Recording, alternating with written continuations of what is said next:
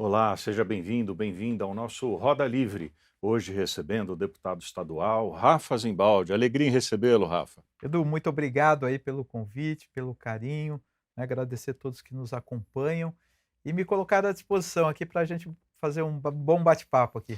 Nosso convidado de hoje iniciou precocemente na política, foi eleito vereador aos 22 anos, foi 4 mandatos seguidos como vereador, 2 vezes presidente da Câmara. O último mandato foi o vereador mais votado. Foi eleito deputado estadual, concorreu a prefeito na última eleição, foi para o segundo turno, ficou em segundo lugar. E na última eleição de deputado estadual teve 77 mil votos. Foi 77 mil eleito pela votos, segundo mandato sendo o como... deputado estadual mais votado aqui de Campinas. Opa, beleza.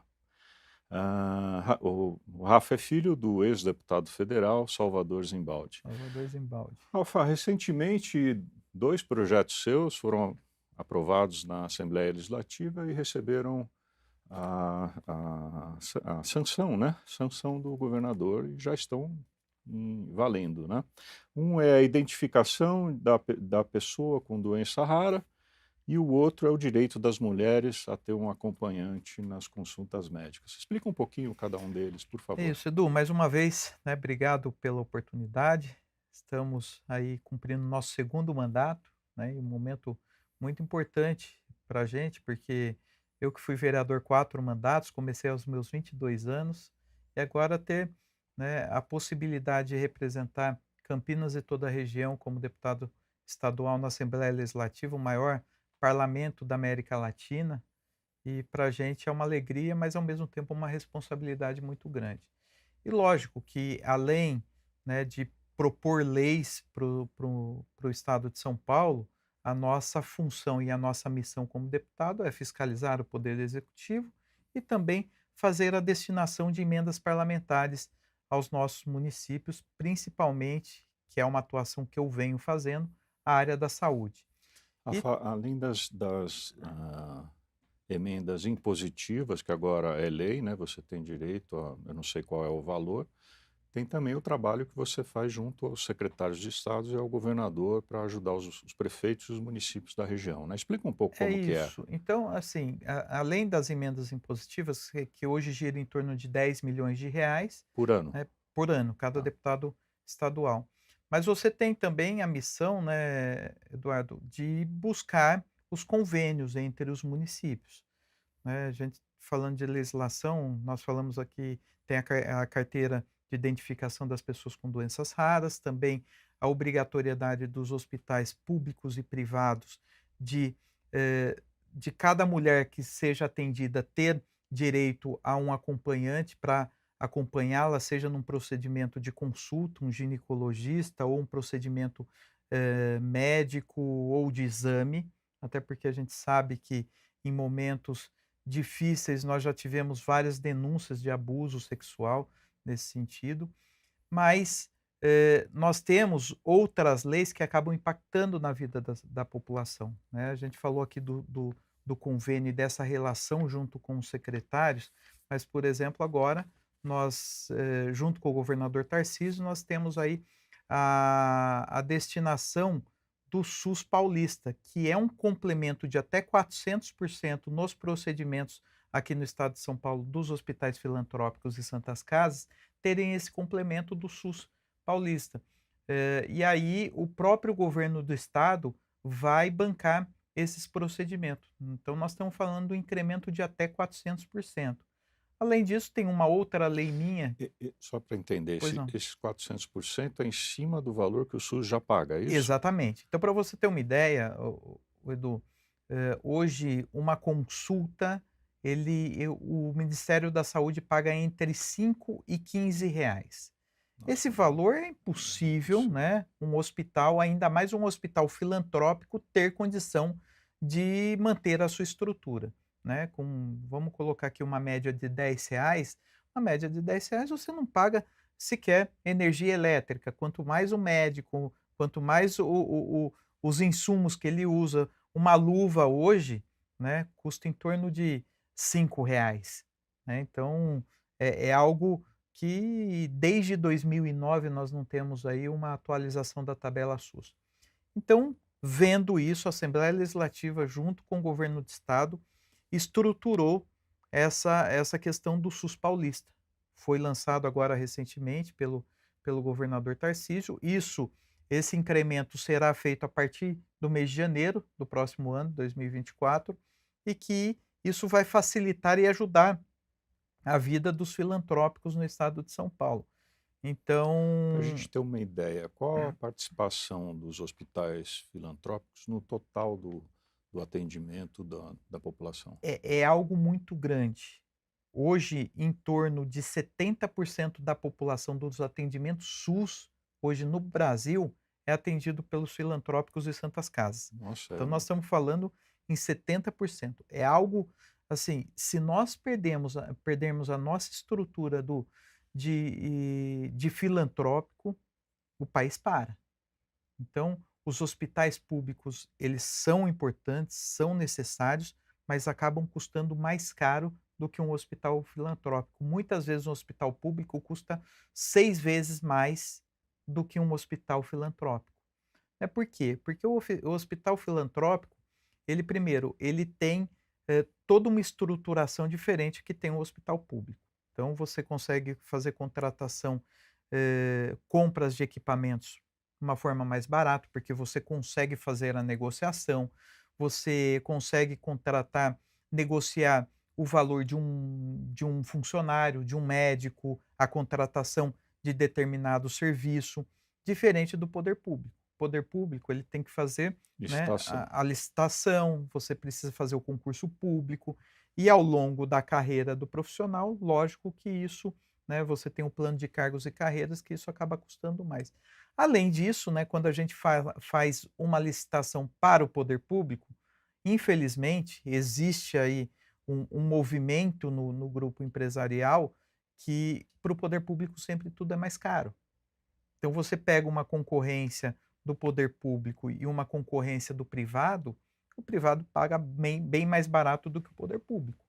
Então, é necessário, né, essa participação do governo do estado. O governo do estado hoje com um orçamento de mais de 320 bilhões de reais. Então é importante que nós tenhamos aí uma estrutura, uma participação efetiva do governo do estado. E aí eu quero, se me permite, Edu, eu aprovei uma lei que foi sancionada, que hoje já é lei, que é, o crédito da nota fiscal paulista das farmácias sendo destinadas também aos hospitais filantrópicos e santas casas. Isso significa um incremento de 500 milhões de reais para os filantrópicos no estado de São Paulo. Eu tenho a honra de ser o deputado que mais destinou recursos para as santas casas e hospitais filantrópicos. Então a gente tem acompanhado o trabalho da FEOSP, que é a Federação dos Hospitais, do estado de São Paulo, e que tem feito um trabalho fantástico. E também, além disso, a gente tem, né, visitado muito esses hospitais, porque sem saúde o povo não tem condição de trabalho, não tem condição de educação, não tem condição de nada, né. Ô, Rafa, você que está bem ligado a essa área da saúde, nós tivemos a pandemia, ficou uma fila de exames e tal.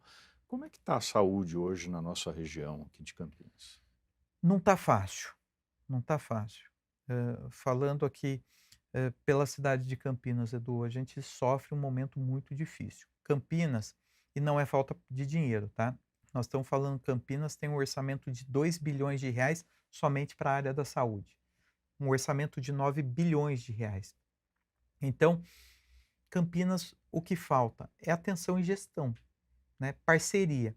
Por exemplo, quando a gente fala de um hospital Mário Gatti, de um hospital Mário Gatinho, do hospital Ouro Verde, trazer organizações sociais de outras cidades menores que que Campinas, né, muitas vezes de outros estados, isso é muito ruim. Sendo que nós temos aqui uma Unicamp, uma PUC, que são referências no país e que muitas vezes nós não usamos e não aproveitamos aquilo que nós temos de melhor.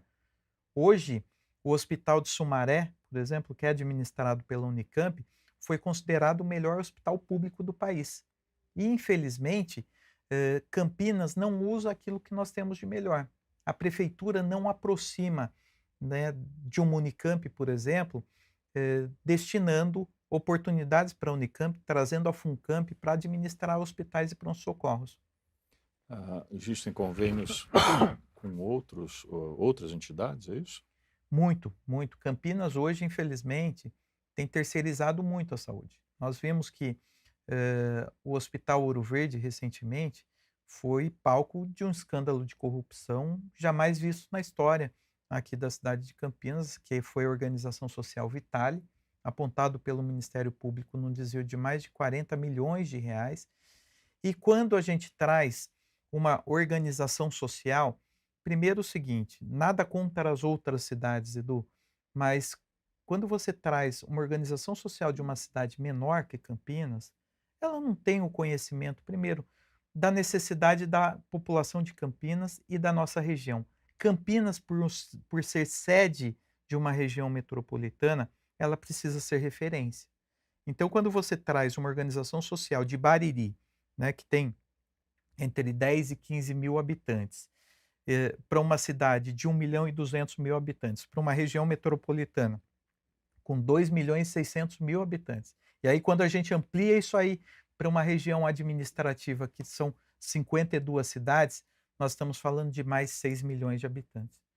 Então, você não pode trazer qualquer instituição, com todo o respeito a essas instituições menores, mas Campinas, ela precisa firmar e buscar parcerias com aquilo que a gente tem de melhor. Hoje, outros estados vêm buscar a Unicamp como referência, né. Nós temos os 7 maiores e melhores ambulatórios médicos de especialidades que são administrados no estado de São Paulo, é pela Unicamp. O hospital da PUC hoje é uma grande referência.